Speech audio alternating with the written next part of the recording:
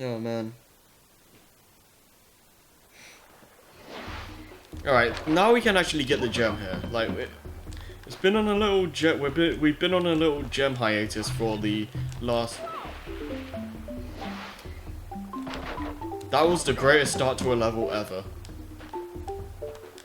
Alright, but seriously though, this is the first level for a little while where we can actually get the gem here. So, yippee, yippee!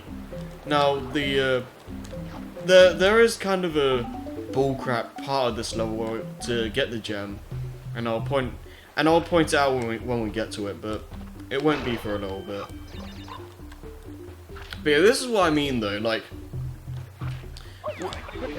I was way too impatient there, but yeah, this is what I mean though with reusing the level themes and then like making it a lot more difficult the second time through, and possibly the third time. Some Crash level themes do get reused 3 to even 4 times, but it's very rare. Like, the only ones I can think of off the top of my head that I used to that kind of extent would be the motorcycle levels and the pyramid levels in Crash 3. But even then, they changed some of the levels in that in those kind of themes feel like their own levels sometimes because it's so different. More so for the pyramid levels, but you know, I'll talk more about that when we actually play Crash 3.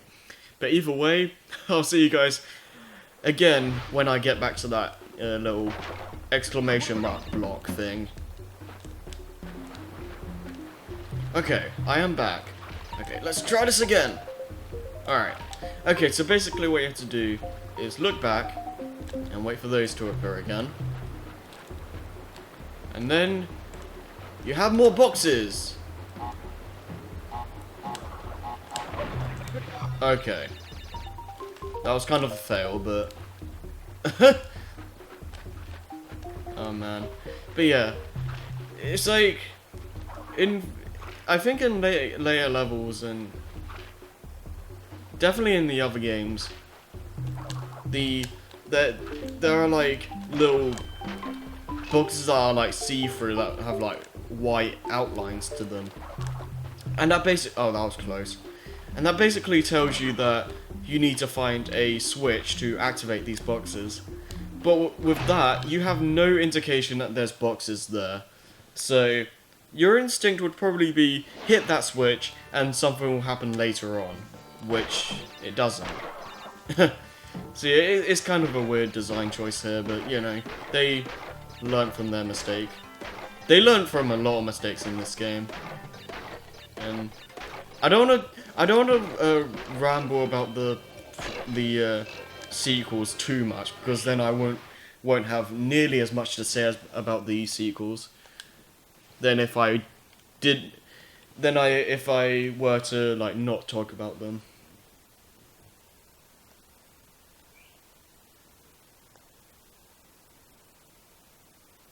I don't even know if that made any sense. But no, it's like, yeah. Well, I'm gonna stop talking about this because this isn't an interesting topic. All right. Oh gosh. I don't have any Akiraku mascot, so I don't want to risk it. All right. Cool.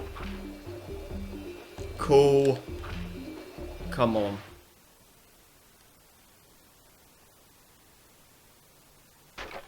You're kidding me. I think I know where it is as well. Oh my gosh. Okay. I'll see you guys in a bit.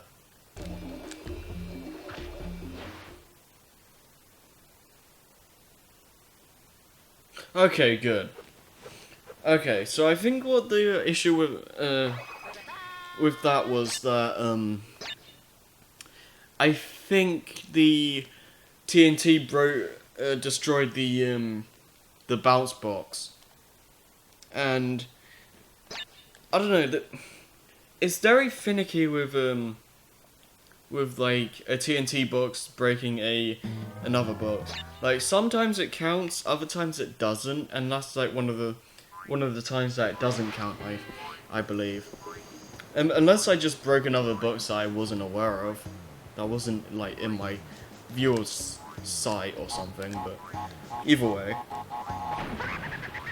yeah. Basically, this is a boss that isn't the most like exciting. Like the bosses aren't this game's strong suit by a long shot, but I think this is one of the more interesting ones. So basically, what you're seeing here is that during each after each hit, he does a different type of pattern. So now he's like doing a diamond kind of thing.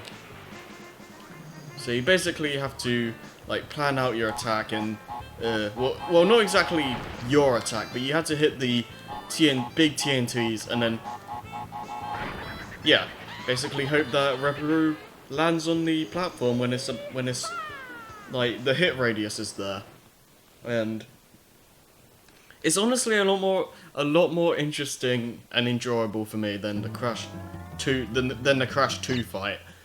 I will never understand why people like that fight. Like, I mean, I guess it has a little bit more character in a sense, but the game from a gameplay standpoint, it's just boring, to be honest. But either way, this is another level theme, and this is okay.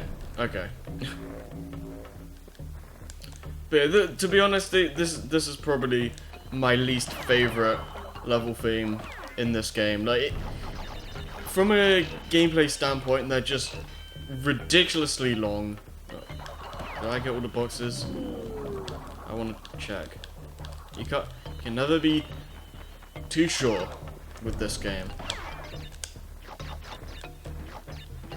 And like with that, I had to bounce on that because there was a switch up there, and yeah, you wouldn't. Again, a lot of this game can be a little bit cryptic, and that box wouldn't be there if I didn't hit that. But yeah, again, these levels, for me, are some of the more unforgiving stages, and oh gosh, I'm being way too reckless right now. And how did I not die? I'll take it. But yeah, these are the most unforgiving stages. They're really long, and I guess aesthetically they are pleasing, but yeah, gameplay-wise though, definitely one of the weaker level themes in my opinion. Oh gosh. But yeah, they do use the whole ruin theme in future games, and for my money, they do it a lot better. Not to say that this isn't fun. Like I do like enjoy a lot of this platforming, but some of the stuff you have to do to get the box gem. Well, this game only has box gems, but either way, you have to do leaps of faith like that. And if I miss that, 90% of the time I would have landed into the fire instead, and it's just, yeah, I don't know, it's just kind of cheap. And oh gosh, okay, just time it, and I'm failing. Right. There we go. And now I'm gonna make a stupid mistake and die to something really easy to avoid. I just know it. That's the thing with this game. Like, since you're panicking, well, since you don't want to die at any point, you're panicking, kind of, and it causes you to sometimes make stupid mistakes. It doesn't help that you don't have like any of the fancy moves you get from the other games, because if you did, this would be a much easier game. But alas, we have to just deal with regular jumps, jump, spin, and just moving. Alright. Just wait for the bats. Oh gosh. Ugh! Okay. You don't want to rush this. Alright.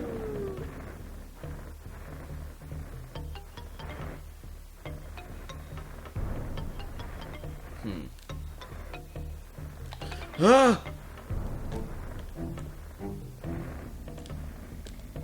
Okay. I'm gonna try. I was really disoriented for a sec.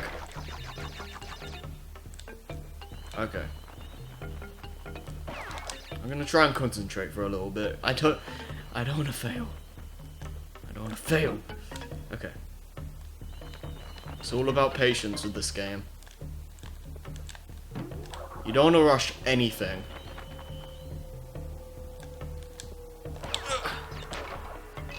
And now we have another bonus room. Alright. One thing I will... Okay. I should probably mention this now, just to get this cleared up.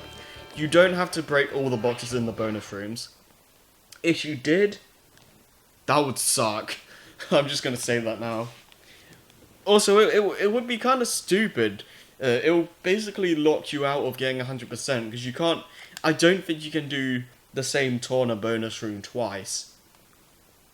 Well, unless you fail it. If you fail it, you can replay it, but if you manage to get the end of a Tornus bonus room, you can't play it again, I believe. Oh gosh!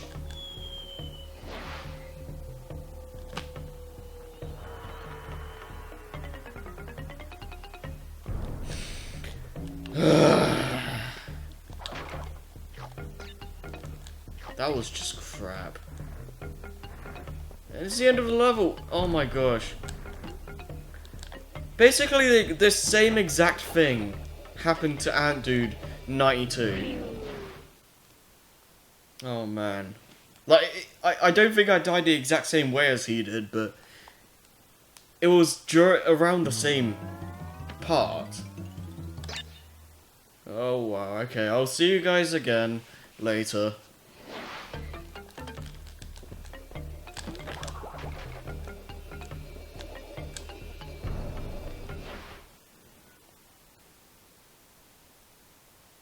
Okay. Woo!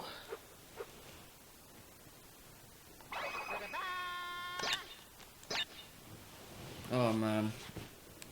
Kinda cursing myself for actually going for the gems. Oh man. But hey.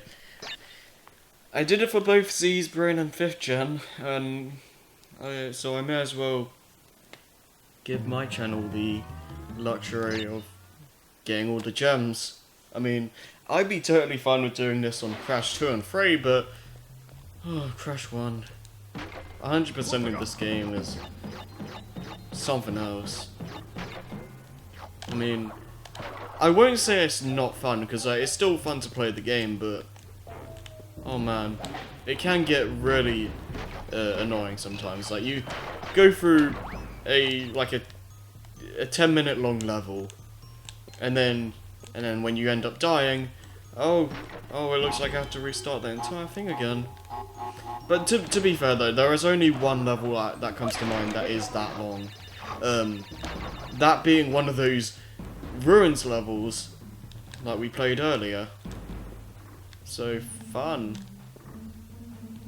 But yeah, I think from this point on we start getting a lot more coloured gems, which is nice.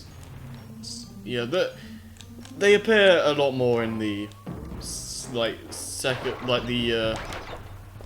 last half of the second half of the game, I guess you could call it. Alright. I guess you can dub these like the indoor ruins levels. So it kind of has the same feeling as the Lost City, except it's a lot darker and indoors, obviously. Alright, come on. Do I want to keep going? I don't know if there's a gem or not here.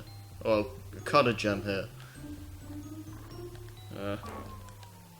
I may as well restart. But if there is a colored gem, if there is a colored gem, yeah, I'll be pretty upset. What have I got? Okay, I am back. Hopefully for good this time. Oh gosh. Oh man, you can never trust with this game. You never know when you're gonna die next. What have I got? Yay. Alright. Let's not be too hasty here. Oh gosh. Oh!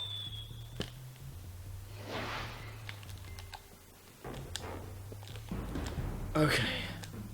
Alright. Now here's something kinda cryptic. I have no idea how... Well, okay. They leave that one Wumpa fruit floating in midair. That's your one clue, but... Oh man. There are some secrets in this game that are like, basically as cryptic as that. Like, at least they do give you some hint, but... It's just kind of mean. Like, the game's already hard enough. You can't die. And you expect me to trust going over a bottomless pit. You know? It's like, why are you making me do this, game? But either way.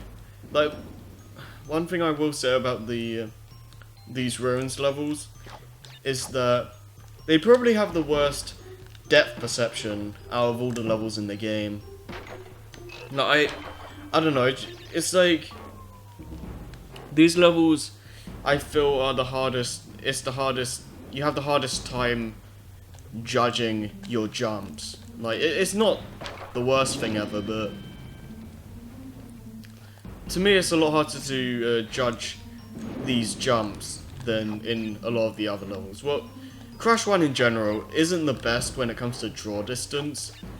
Like, it's definitely not the worst game for draw distance, but it leaves quite a lot to be desired at times. Alright, I think we're coming to the end. Yes, I hear that goal. Ah! I panicked a little bit there, but we did it.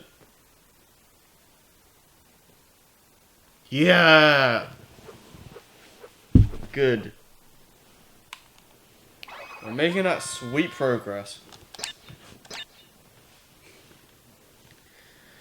But yeah, I should probably explain this as well. Like, it's saying gem save. Basically what it means by that is that it's saving the gems, and only the gems. So basically, okay, so I got the gem there. However, if I were to quit the game and I didn't get any Torna bonus rooms done, the next time I go on my save or whatever, I would have the gem in Temple Ruins and any other gem before that. However, I won't have any level. I won't have the level unlocked. Like, I won't be able to play Temple Ruins, Road to Nowhere, or really any point past the last time I saved the game. But it will save my gem. And I don't understand why the gems don't just save your general progress. Like, I don't understand why it has to be locked to gem progression only, you know? It's like, if it can save, why can't it just save the entire game? You know, it just doesn't make sense to me, really.